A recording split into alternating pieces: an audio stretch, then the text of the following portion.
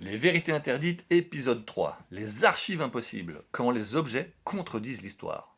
Le monde n'a pas l'âge qu'on lui donne. On va parler d'un sujet qui normalement n'existe pas, qui ne doit même pas être abordé, parce que si tu l'ouvres, si tu le mets au centre, toute l'histoire se casse la gueule. Je te parle des who part, les objets impossibles, out of place, artefacts. Des choses qui ne devraient pas exister, mais qui existent quand même. Des artefacts, des cartes, des technologies, des traces qui impliquent une conclusion très simple. Des civilisations avancées ont existé avant nous. Et on leur ressemble plus qu'on ne veut l'admettre. Aujourd'hui, on va les regarder en face. Et on va comprendre à quoi ils servent réellement. Le marteau de Londres, 100 millions d'années trop tôt. Un marteau trouvé au Texas, enfermé dans une gangue de roches datant du Crétacé. Le problème, c'est que le Crétacé, c'est les dinosaures, pas les forgerons. Et ça ne veut pas dire que l'outil date vraiment de 100 millions d'années. Ça veut dire quelque chose de bien plus dérangeant. Ça veut dire que quelqu'un, à un moment, maîtrisait un alliage d'acier anormalement pur. Et l'objet a fini pris dans un sédiment très ancien. Ce qui compte, c'est l'alliage. Il dépasse les standards du 19e siècle. Autrement dit, l'histoire officielle n'explique pas cet objet. Elle le range dans la catégorie anomalie isolée et passe à autre chose. Tu connais les cartes de Piri Reis. Piri Reis est un ancien corsaire devenu amiral, navigateur et cartographe ottoman, renommé du XVIe siècle principalement pour ses cartes détaillées, notamment une carte du monde qui date de 1513 et un atlas nautique complet intitulé Le Livre de la mer. Tout le monde en parle, mais très peu les ont réellement étudiés. Parce que ça pose un problème. C'est une cartographie précise de l'Antarctique sans glace. Officiellement, l'Antarctique est sous la glace depuis 6000 ans. Donc, soit des marins préhistoriques ont cartographié un continent inaccessible, soit ils avaient accès à des archives très anciennes. Et ça devient explosif quand tu mets la carte de Piri Reis à côté de celle d'Orontius, Finacus ou Buache, deux savants français distincts dans le temps et l'espace géographique de leurs travaux. C'est donc trois époques différentes, mais c'est trois cartes qui montrent la même chose. Une Terre connue avant le dernier basculement climatique. Ça implique une civilisation maritime globale, présente avant le dernier déluge, capable de naviguer, d'observer, de mesurer et de conserver des archives sur des millénaires.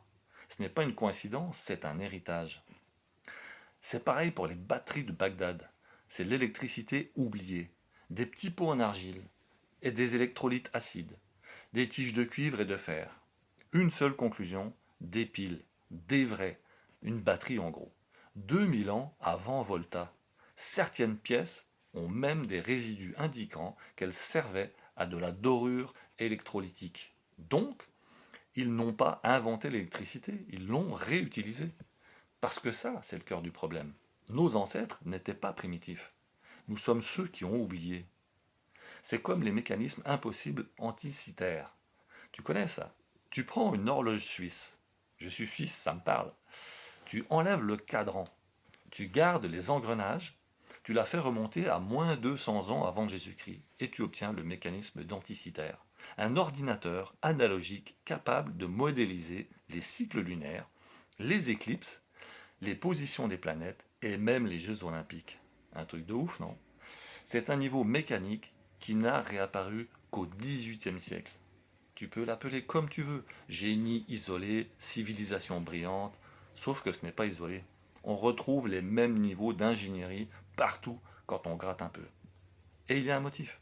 Il y a quelque chose de cohérent là-dedans. Et si ces artefacts n'étaient pas des exceptions, mais des fragments d'un système? Voici ce que ces artefacts disent tous ensemble. Des civilisations avancées ont existé avant la nôtre. Elles maîtrisaient navigation, astronomie, ingénierie, électricité et probablement bien plus que ça. Elles ont été détruites, ou ont migré, ou se sont retirées. Et c'est là que se connecte l'hypothèse intraterrestre. C'est ce qu'on appelle l'histoire. C'est un récit simplifié, fait pour maintenir une cohérence sociopolitique, pas pour refléter la vérité. Les pouvoirs actuels utilisent les pièces du puzzle sans donner l'image globale. Les archives impossibles sont exactement ça, les pièces d'un puzzle qu'on n'a pas le droit d'assembler. Parce que si tu les assembles, tu comprends immédiatement que l'humanité moderne n'est pas le point de départ. Elle est une relance, un rebot.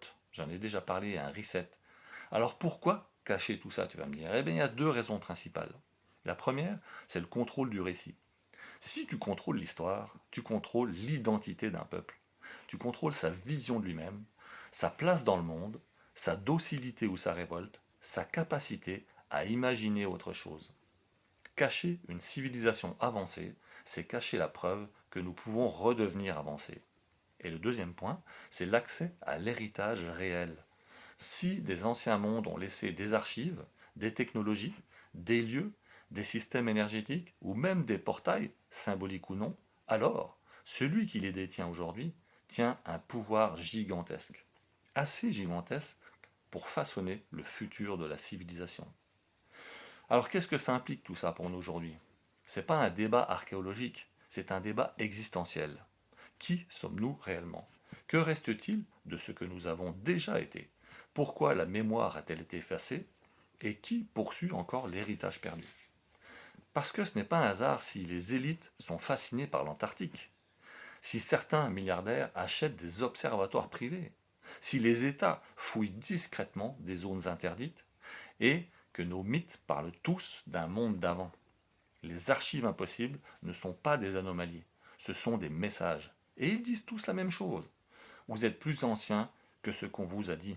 Vous venez de loin. Vous êtes capable de bien plus que ce que vous imaginez. En conclusion de cet épisode, on a remis sur la table ce que l'histoire tente d'oublier. Les traces matérielles d'une humanité bien plus avancée que la nôtre dans certains domaines. Dans le prochain épisode, on monte encore d'un cran. Tu vas voir, c'est progressif. Parce que si ces civilisations existaient, on doit se poser la question logique. Où sont-elles passées? Et sont-elles vraiment parties? La suite au prochain épisode. Like, partage, commente et abonne-toi pour pas louper la suite. Et merci de me suivre.